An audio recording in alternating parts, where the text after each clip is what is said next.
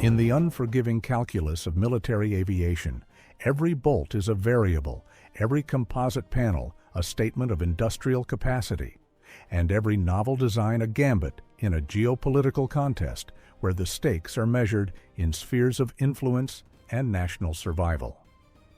Here, innovation is not an abstract pursuit. It is the forging of instruments that can determine the outcome of a battle before it is even joined. It was into this stark reality that a new and deeply enigmatic shape appeared in the skies over Chengdu on December 26, 2024. This was no furtive intelligence leak, no grainy satellite image of a tarped mystery on a remote runway. The public debut of the aircraft, provisionally designated the J-36, was a calculated act of strategic theater. A deliberate transition of a black project from the cloistered world of secure facilities into the harsh analytical light of day. Flown in daylight over a dense urban center, trailed by a J-20S chase plane, its appearance was an unambiguous signal from Beijing, intended to be seen, photographed, and dissected by the global defense community. The immediate effect was a flurry of speculation as analysts struggled to fit the alien form into conventional categories. Was it a fighter, a bomber, an interceptor, or something that defied these increasingly archaic labels? The designation itself, J-36, is a product of this analytical process, a speculative but logical inference derived from the prototype's observed serial number 36-11, which follows the established convention of the People's Liberation Army Air Force, PLAAF. Yet to focus on nomenclature is to miss the larger truth. The Chengdu J-36 is more than an aircraft. It is the physical embodiment of China's strategic doctrine for the 21st century. A purpose-built instrument for achieving regional dominance, projecting power across vast oceanic distances, and mounting a direct, tangible challenge to the decades-long technological supremacy of Western air power. The anatomy of this new machine is a radical departure from the established lineage of tactical aircraft, a form dictated by a ruthless prioritization of stealth and high-speed performance. The airframe is a large, heavy, tailless design, characterized by a blended wing body and a complex diamond double delta wing planform. This configuration, reminiscent of concepts once deemed too ambitious for flight, is meticulously optimized to reduce aerodynamic drag in the critical transonic and supersonic regimes. The wing itself features a leading-edge kink, creating two distinct sweep angles in a compromise that balances the demands of low observability with aerodynamic efficiency, a solution not unlike those explored in Western cranked aero designs. A continuous chine line flows unbroken from the broad nose section to the wing's outer edge, a crucial feature for managing and deflecting incident radar energy. The most profound design choice, however, is what is absent. There are no vertical stabilizers.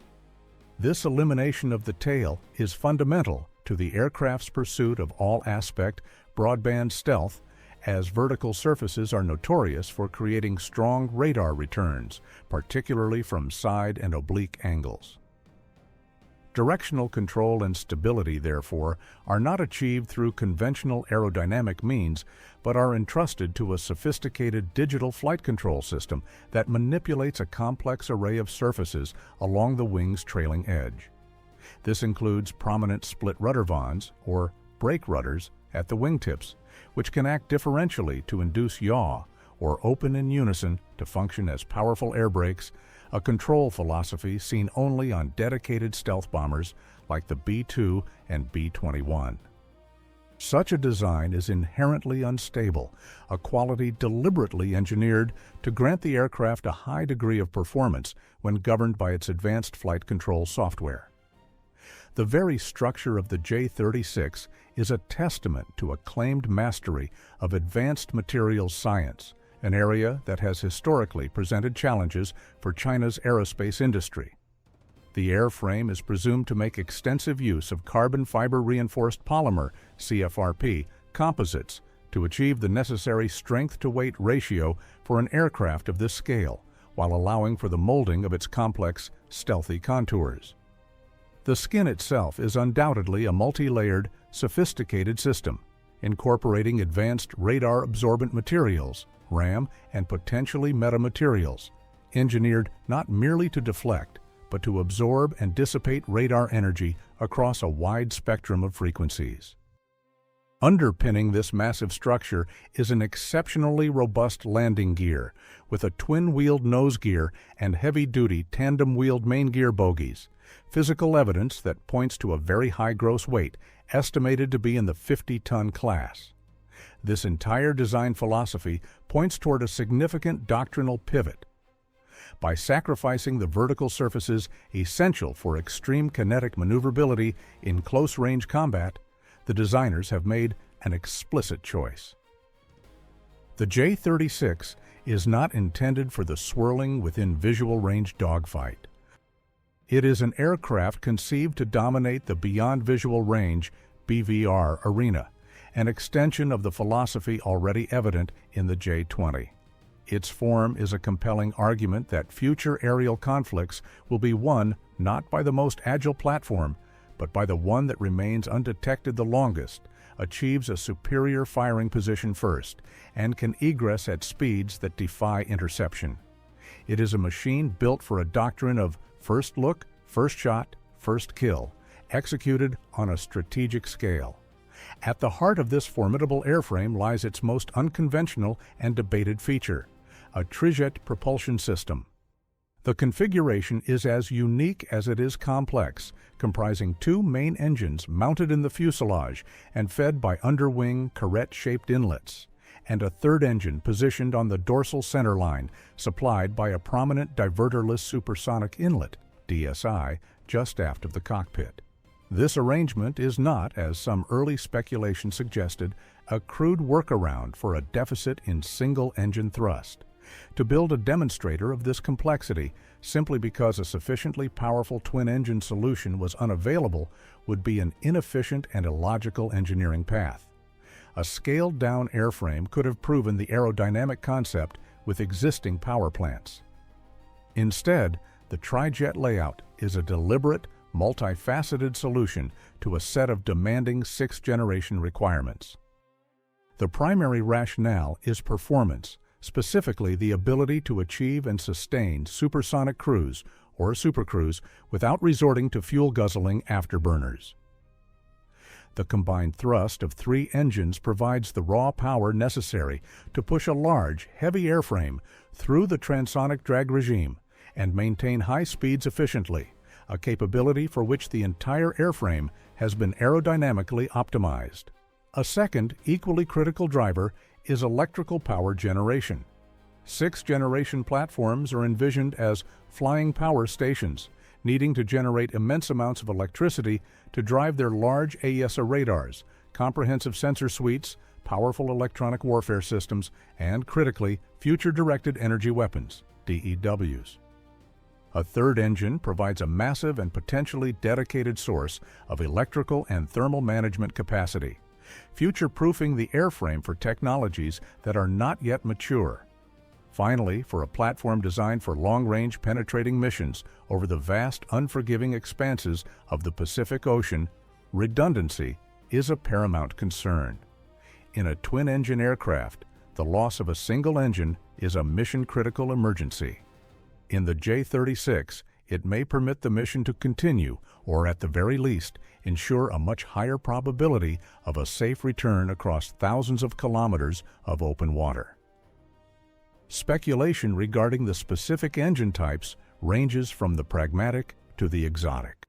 The baseline assumption is that the prototype is powered by three advanced turbofans, likely derivatives of the domestically produced WS-15. A more forward-looking but plausible theory posits a hybrid arrangement: two conventional turbofans for low-speed flight, paired with a revolutionary centerline engine, perhaps a turbine-based combined cycle (TBCC) system. A TBCC, which integrates a conventional turbine with a ramjet or scramjet, would enable flight at speeds well in excess of Mach 3, fundamentally altering engagement timelines. Of course, the prospect of maintaining 2 or even 3 distinct engine types on a single airframe is the sort of logistical nightmare that would give a quartermaster a nervous breakdown, a complexity that speaks to the extreme performance goals of the program. This focus on performance is balanced by careful signature management. The engine exhausts are recessed into trenches and shielded by the aircraft's upper trailing edge, a design feature intended to mask their significant infrared signature from sensors below.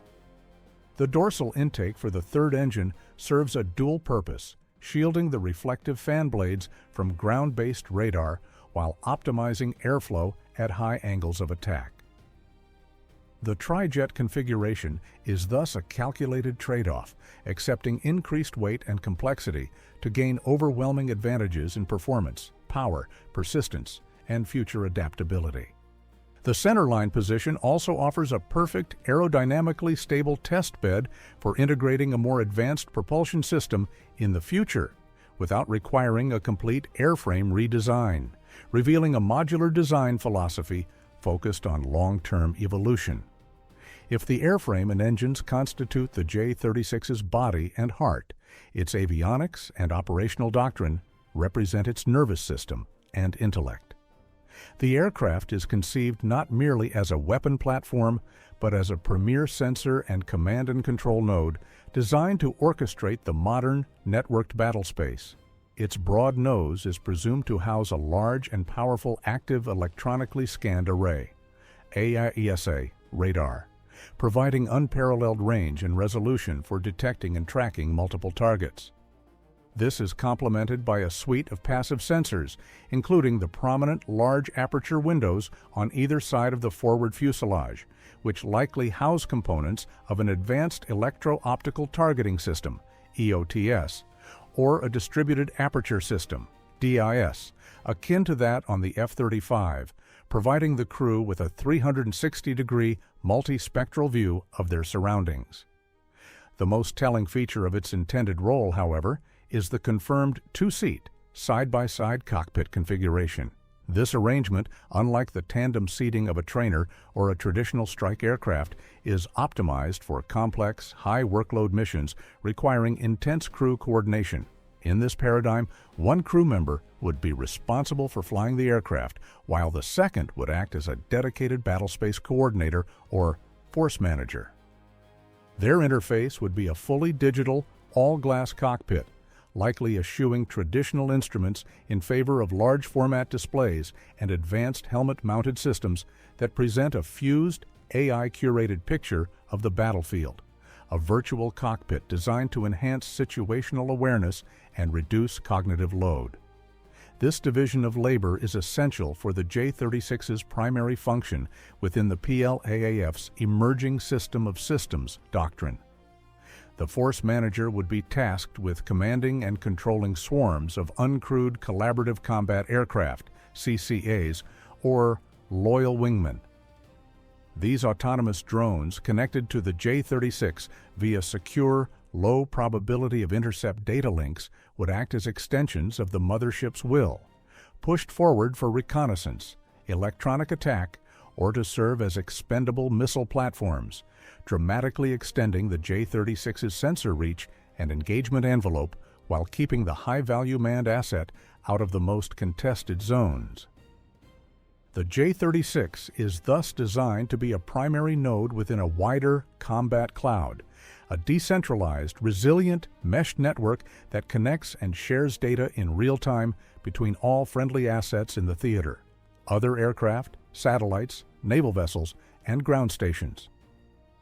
Using its powerful onboard sensors and processing capabilities, the J-36 would build a comprehensive operational picture and disseminate it across the network, enabling a level of collaborative warfare that is the defining characteristic of the sixth generation.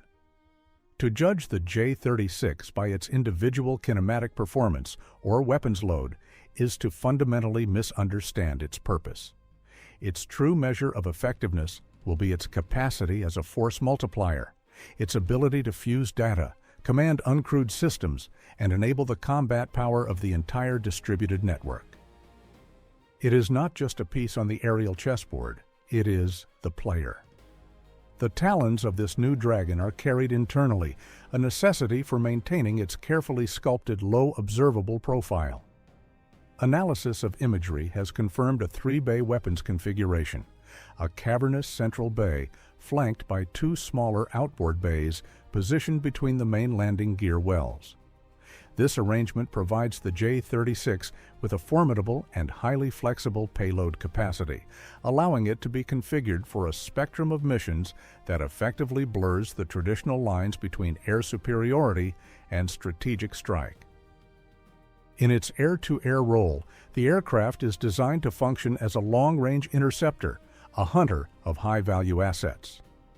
The main weapons bay, with an estimated length of over 7.5 meters, is sized to accommodate China's new class of very long-range air-to-air missiles, VVL-RAMs, such as the PL-17.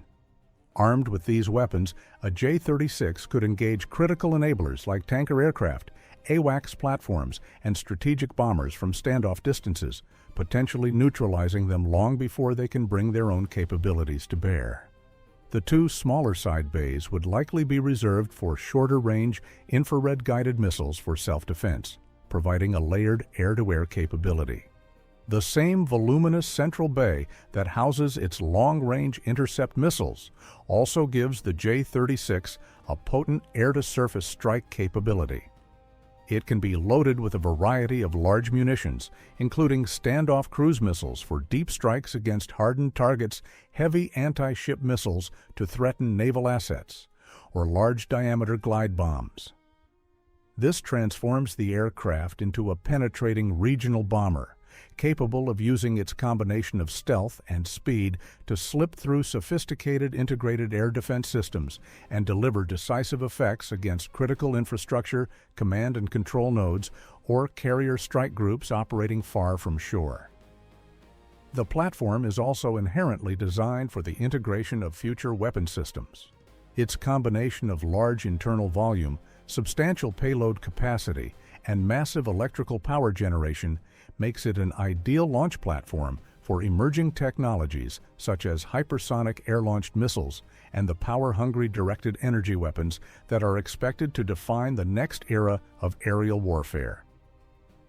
Consistent with the BVR-centric design philosophy seen in the J-20, it is almost certain that the J-36 forgoes an internal cannon. The inclusion of a gun would necessitate an aperture in the fuselage, creating a significant compromise to its all-aspect stealth, while adding weight and occupying valuable internal space, all for a weapon of last resort in a combat paradigm it is explicitly designed to avoid. This weapon configuration makes the J-36 a uniquely role-fluid platform. It is not simply multi-role in the sense of a fourth-generation fighter that can carry bombs. It is a platform that can be optimized for air dominance or deep strike at a fundamental level, based on its internal loadout. An adversary detecting a formation of inbound J-36 would face a debilitating strategic ambiguity. Are they configured as interceptors to sweep the skies of friendly assets, or are they penetrating strikers armed with cruise missiles aimed at a critical command center? This inherent flexibility complicates defensive planning and resource allocation, making the J-36 a far more potent strategic threat than its classification as either a fighter or bomber would imply. When the technical capabilities of the J-36 are viewed through the lens of geography, its strategic purpose becomes starkly clear. The Indo-Pacific theater is defined by the tyranny of distance, a battle space of vast oceanic expanses that severely constrains the operational reach of conventional tactical aircraft. Most fourth- and fifth-generation fighters lack the unrefueled range to project power effectively across the region, making them heavily dependent on a limited and highly vulnerable fleet of tanker aircraft. The J-36 is China's purpose-built solution to this geographic dilemma. Its defining characteristics, very long range with a potential combat radius estimated to exceed 3,000 kilometers, sustained high-speed cruise, a heavy internal payload, and advanced stealth are precisely the attributes required to project power across the first and second island chains, holding at-risk targets as distant as Guam from the relative safety of the Chinese mainland. The designation airborne cruiser has been proposed as a more apt descriptor than either fighter or bomber, and the analogy is fitting. Like a naval cruiser, the J-36 is a powerful, long-endurance, multi-mission platform capable of operating independently or as the command element of a larger formation, in this case, a networked swarm of uncrewed systems. It is an asset designed for presence, sea control, and power projection. It is also a key instrument for dismantling an adversary's anti-access area denial, A2AD network. Its combination of stealth and long-range standoff weapons allows it to penetrate contested airspace and surgically target the critical nodes of a defense system. Early warning radars, command and control centers, surface-to-air missile batteries, and the aircraft carriers that form the heart of naval power projection. In a comparative context, the J-36 occupies a unique position. While the United States' Next Generation Air Dominance NGAD program, which has produced the F-47, is also a sixth-generation system, it appears to be conceived as a pure air dominance platform, a direct successor to the F-22 Raptor's mission. The J-36, by contrast, seems to blend this air dominance role with a much heavier emphasis on long-range strike, creating a hybrid capability. It is also distinct from a strategic bomber like the B-21 Raider.